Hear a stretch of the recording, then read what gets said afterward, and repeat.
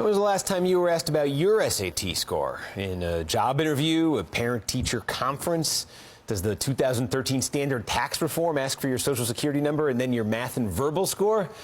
Unless you've recently applied to college, there's a possibility you might not even remember your SAT score. At least that's what you tell people when they ask. All I know is I got 200 points for putting my name on it, and it was all downhill from there. Anyway, because your SAT score is essentially one thing that is used, the important thing is used for getting into college.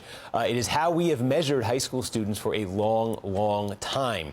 People who created the test back in 1926 wanted a way of factoring out what students learned in high school entirely. So they came up with something that was said to measure scholastic aptitude instead. Test to gauge whether a student was cut out for the rigors of higher education. But there have been criticisms that by straying so far from what students actually tackle in high school, the test isn't an accurate measure of what those teenagers can actually do or how they will do once they get to college.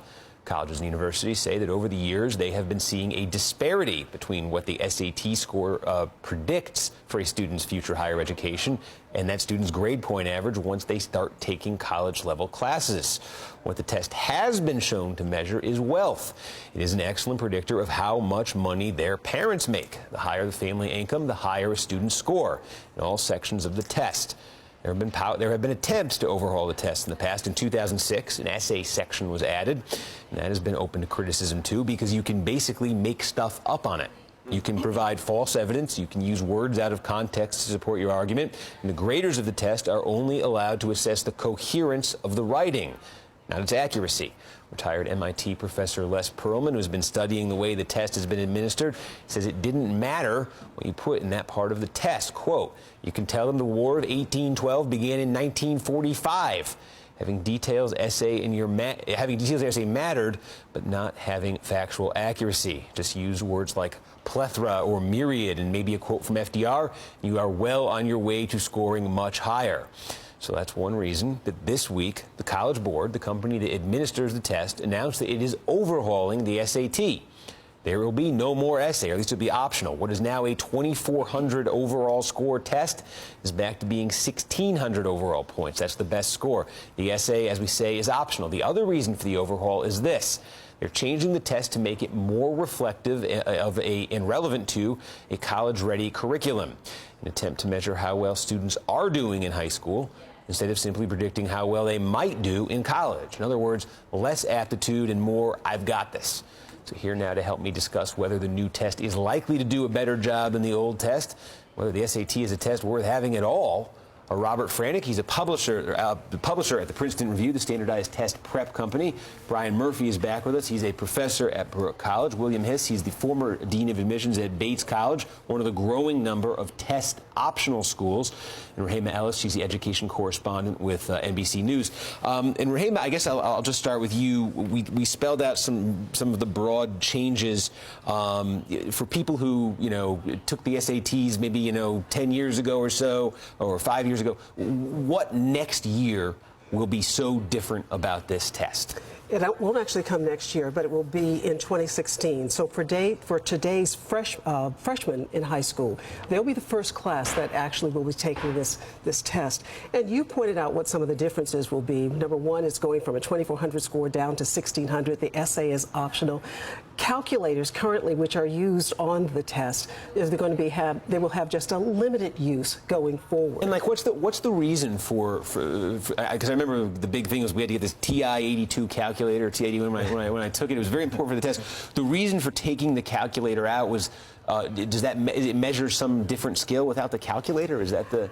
I'm not really sure. I asked David Coleman that question because in a 21st century and with a bunch of digital natives, why not let them use calculators in the math test? And he says they want to test more of the depth and the breadth that students have in terms of their mathematical knowledge. And so they're going to have an opportunity to really put that to the test on the exam coming up in 2016. And so, Robert, I mean, this is your business. You get people ready to take this test.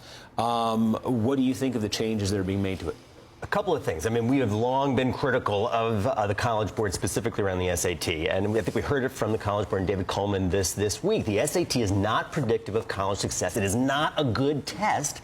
But when we start to sort of dig down into why, we start to think about some of the market share issues between the ACT and the SAT. There's lots of other things to unravel than just the question of the SAT being a predictor of college success. Well, yes, you say the SAT and the ACT. So when I was growing up, they said, well, if you're from Iowa, you take the ACT. If you're from the Northeast, you take the SAT. Right. But apparently, the ACT has been surging in its popularity.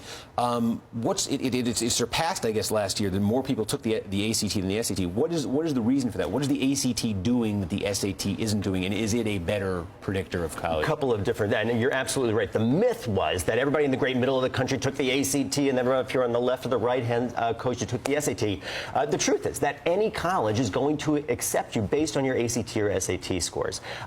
When we start to think about it, just 5 years ago, the number of test takers taking the ACT was around 730,000 students. This year, and for the last 2 years, they have trumped the SAT as the biggest test in the land. So right close to 1.7 million test takers for the ACT as well. So when we start to think about it, the ACT, and I've been teaching both SAT and ACT, as well as 4,000 teachers at the Princeton Review for a long time. ACT looks and feels like a high school exam. The instructions are very straightforward. As we were talking about before, it's tied to what a student would likely be learning in high school. So substantive things like the SAT subject test, things that students will likely see in the classroom. The SAT, and we've long said this at the Princeton Review, is tests you on one thing: how well you take the SAT, not predictor of college success in an unfair exam. Well, see, and that raises, if it looks more, if it's designed to be more like the curriculum that students would have encountered, and to give you a sense of how well the students mastered that material, then it raises the question of, well, why not just look at grade point average? Because then that's the most direct measure of how they handled the material they encountered.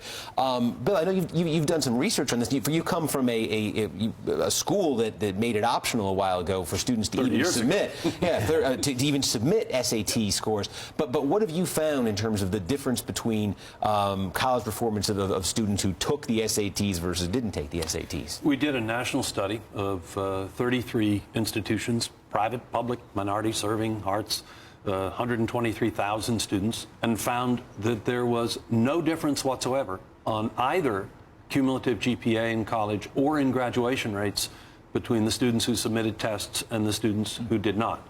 And we also found that those students who were likely to not submit their tests one way or another, more likely to be first generation of college students, minority students of all groups, slightly more likely to be women, Pell Grant recipients, low-income students, and students with learning differences like dyslexia. The SAT or the ACT, any high-speed test, is an extraordinarily poor way to think you're going to measure a youngster who has a learning difference. Well, and yet some of them are brilliant, absolutely brilliant. And that's why, and I think we showed the chart in the intro, there's this direct correlation between family income and an SAT score, and that gets into this whole question of prepping for the test. If your family can afford it, and your family, hey, junior's going to college here, junior's going to get into a good college, then they're going to shell out money for coaching on this test, giving you all of the, hey, look, they tend to do it this way, this is the best guessing strategy. There's a whole element of that to this too, isn't there? Yeah, there's a much more boutique industry that exists in your business, right, where people can get really much more personalized one-on-one instruction on how to game this test. I mean, the problem from my standpoint as someone in a classroom is that high SAT scores don't correlate at all into classroom performance, right? And the thing that's alarming about the test changes in my mind is that the biggest challenge my students tend to have, which is Baruch College, one of the most diverse college campuses in the country, my students need a lot of help with writing. The SAT is now eliminating the writing requirement. I mean, one of the things they talk about is we want to have, more attention on documents and reading and interpretation, and we're going to dump all this arcane and obscure vocabulary. Right. And then when the documents they list is the Declaration of Independence. I mean, I'm a U.S. history professor. Like, can you, just looking at this, they too have been deaf to the voice of justice and consanguinity. That's like one sentence in the Declaration. Like there's at least one SAT word in just in like six word sentence. Right. I mean, you cannot these are not things that exist in a vacuum. Well, I remember when I was in high school, we had to choose a foreign language to take, and I was encouraged to take Latin because all the Latinate roots and these are the SAT words were taking Latin was going to improve your SAT score. That was the reason for taking Latin, and of course Latin, a very valuable language for me now. If I go to an ultra traditional Catholic church, I can maybe understand half the mass. That's about it. Anyway, there was some news this week also about financial aid that the College Board is going to be offering. I know, Rehema, you reported about that, so we're going to talk about that. And also just talk about how much the SAT and these standardized tests really, how much do they matter at the end of the day to the admissions process, and what ideally should the admissions process look like? That's after this.